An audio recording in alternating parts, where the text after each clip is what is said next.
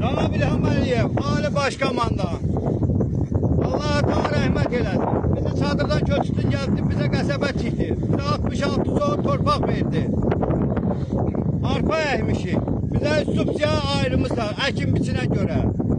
Ayrımısa, biz getmişəm bir Füzuli rayonu servisin müdürünə, deyir 14 kombaynımız var. 120 min əhali var. Kənd təsərrüfat naziri hara baxır?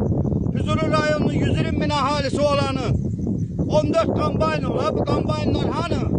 Bu məmurlar hara baxır? Bu gəlsinlər, araşdırsınlar, görsünlər bu kombaynlarla kimin yerindədir? Hansı vəzifəlinin yerindədir? 66 so torpaq veriblər, hektar adı 66 so.